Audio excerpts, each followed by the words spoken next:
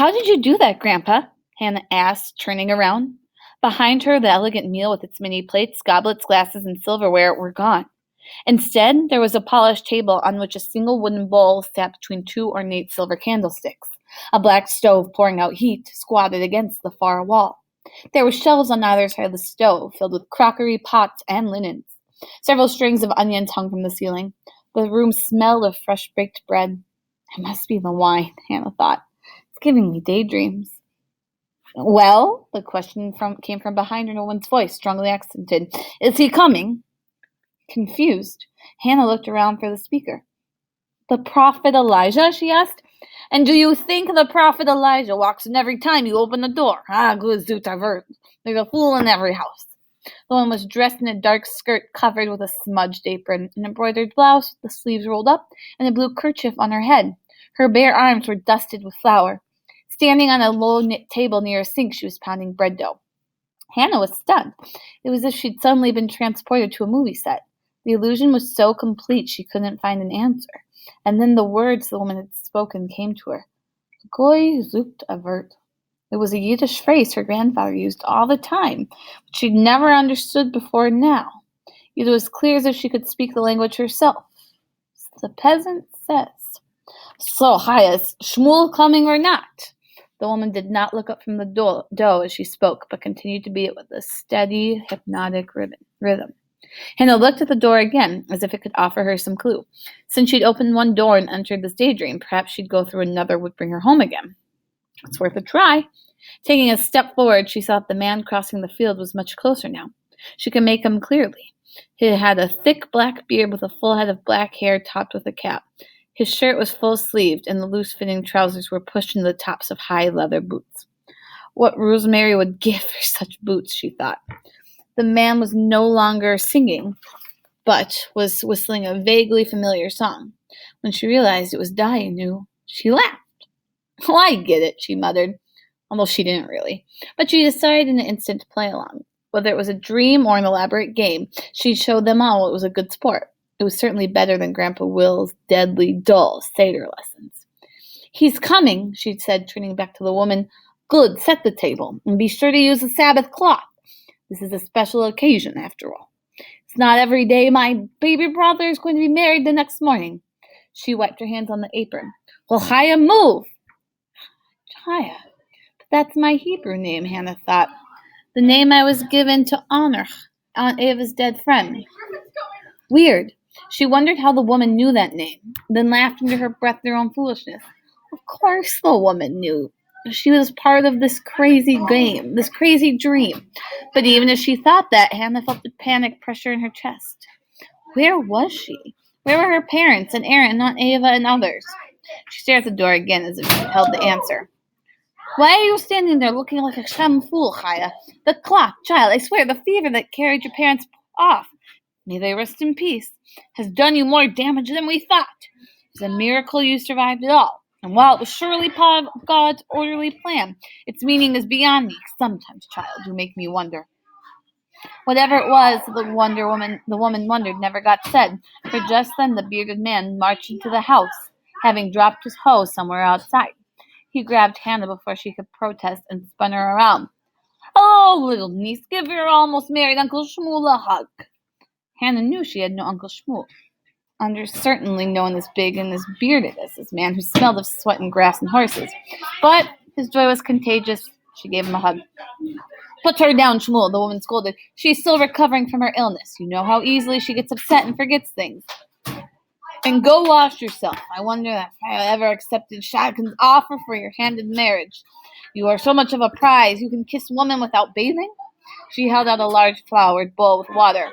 Not such a prize, asked Shmuel, as he dipped his hands into the bowl, swapping water over the side. I have all my teeth, all my hair, 2 fine workhorses, a 4-room house, and 20 acres of land besides.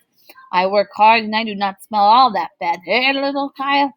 Without waiting for an answer, he lifted the water to his face and continued washing noisily. What is the child going to say, Shmuel? She adores you. It will be very crowded in this house with another woman if you do not bathe regularly, even though the new woman is a jewel 5. Shmuel reached out and pinched his sister on the cheek. Do you adore me too, Gif? he asked, laughing fondly. Annoyed, she drew back from his touch, and a pin shook loose from her hair. Making a wry mouth, she removed her kerchief and drew out the other two pins. Her thick black hair cascaded down the small of her back. I adore my brothers the day before they get married, she said. Then with a swift movement, she wrapped the hair around her hand into a bun, which she pinned on top of her head again. She put the kerchief back over her hair and knotted it securely. Hannah watched silently, trying to take it all in. How could she be both Hannah and Miss Chaya, whose parents knew had died of a mysterious disease? She knew she was Hannah. She knew she remembered. She remembered her mother and her father and her brother Aaron with his big blue eyes and great smile. She remembered her house with the jungle gym in the backyard and the 17 stuffed dogs on the bed.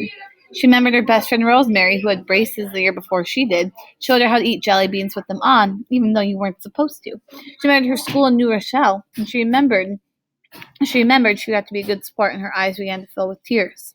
But the man Shmuel and the woman Gittel didn't seem to notice. They were too involved in their own conversation. If you would accept Yishak the butcher's offer, you could be married and living in a fine new house in the center of the shtel, Shmuel said.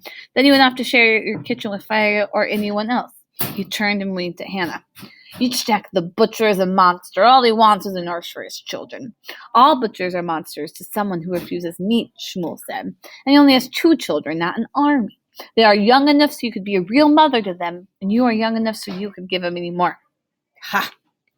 Shmuel turned and smiled at Hannah, signaling her closer to his side. She was hesitant to go. What if by moving closer to him she became more Chaya and less Hannah? What if by accepting the reality of her dream she lost the memories of her actual past? She wouldn't move. No one could make her. But Shmuel's smile was so genuine. It reminded her of Aaron's. He held out a hand. Come, Chaya, do you think of me as a monster like Yitzchak? She moved. Close up, she could see there was a red band of paler skin around his forehead, which his cap must have kept shaded from the sun. He had the bluest eyes she'd ever seen, bluer than Aaron's. In a loud, conspiratorial whisper, Shmuel said, She's still waiting to hear from Avram Marus, who went 3 years ago to America, promising to send for her. But why should he send for her a letter when he's not bothered to send so much a letter? I would not go to America for Avram Marus, even if he sent 1,000 letters. I will live and die in the shtel, as did our parents and as did their parents. That is how it should be. Gittel's mouth was set in a firm line. She shook her finger at her brother. Shmuel began to laugh, letting it start deep down his belly and then rise higher and higher. After a bit, Gittel joined in. At last, the two of them were laughing so loudly they were almost paralyzed by their own silliness. Poker-faced Hannah stared at them. Nothing they had said seemed at all funny, but that she'd understood them at all seemed miraculous. For the more they talked, the more she realized they were not talking English. They were speaking Yiddish. And yet she could understand it, every word. Perhaps of all the strange things in this dream, this was the strangest. She suddenly remembered going to the United Nations with her 5th grade class and sitting in the big council room. The different representatives had all spoken their own language, French, Spanish, Russian, and Chinese, and she'd listen with earphones that carried translations of each speech. With one earphone off, she could hear both languages going at once. It had fascinated her. This was a lot like that, except that the English translations were going on simultaneously in her head. It was totally illogical, but dreams, it seemed, had their own logic. She must have, she must have made a noise. Some small whimpering, because suddenly both Gittel and Shmuel stopped laughing and looked at her with concern. What is hurt, child? Gittel asked. Are you all right? Does anything hurt? And when Hannah managed to shake her head, Gittel turned to her brother. I swear, Shmuel, city living does damage to the soul. When our brother Moshe and his wife, may they rest in peace, left for Lublin, they had happy souls and their little Chaya, so they laughed all the time.